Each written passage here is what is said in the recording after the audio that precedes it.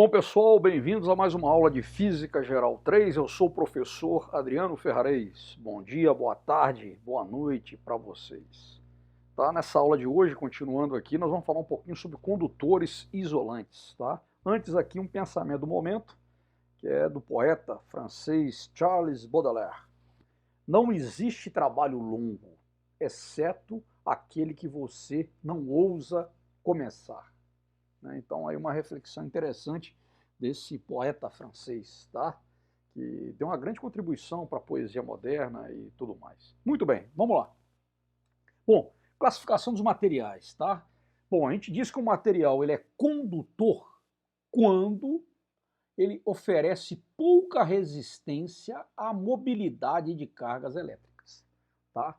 Então, ele permite o trânsito de cargas elétricas sem oferecer uma grande resistência. Exemplos de substâncias que são condutoras: metais, que possuem elétrons livres, né? Soluções eletrolíticas, que têm íons livres, gases ionizados, tá? Que têm elétrons e íons, né? E plásticos condutores, tá? Então a gente pode dizer o quê? Né? Aqui tem uma representação aqui do ouro, né? Devido a forma, né, a disposição dos elétrons no ouro, que é um metal, né, devido ao fato de ele ter elétrons livres, no caso, né, ele permite o que? Ele permite que haja a condução desses elétrons. Né? Lembrando que a corrente elétrica ela surge justamente de uma diferença de potencial.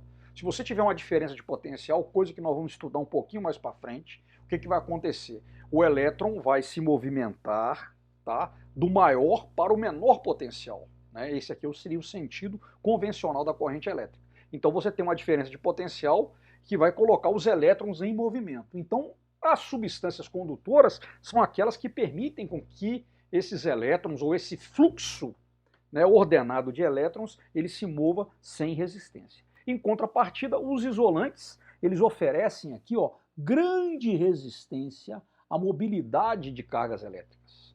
Tá? São exemplos de isolantes a madeira, alguns plásticos, tá? E algumas borrachas, certo? As madeiras, alguns plásticos e algumas borrachas, tá certo? Então aqui a gente tem aqui, ó, por exemplo, aqui, ó, o grafite, ó. O grafite, ele é um condutor. Mas o diamante, isso aqui é interessante, né? Ele é um isolante. Veja que o grafite, né?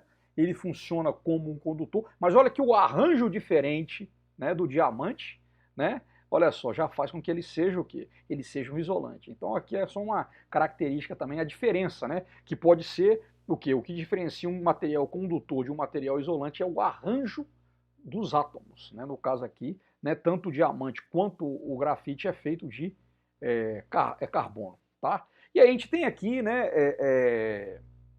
substâncias, né, que são intermediárias, materiais que são intermediários. É o caso dos semicondutores, né, certo? Que é um grupo intermediário entre condutores e isolantes. Né? Esse material aqui, né, essas substâncias aqui, né, se destacam o silício, o germânio, como também o gálio, também é uma substância, um material semicondutor, e esse material tem uma aplicação muito grande onde? Né, na fabricação de chips, de circuitos integrados. Né? Microchips e circuitos integrados aí, né, usam um material semicondutor. E nós temos aqui, olha lá, um material que é além dos condutores, que são supercondutores, que são chamados condutores perfeitos, né, a partir do momento que eles estejam aqui, a baixas temperaturas. Então, diversos materiais, quando colocados a baixas temperaturas, vão ter um comportamento subcondutor, tá? Supercondutor. Né? E aí os materiais cerâmicos é uma linha de pesquisa muito em voga, né? Já esteve sendo mais pesquisados, né? Que é justamente o tipo de material que tem essa característica supercondutora.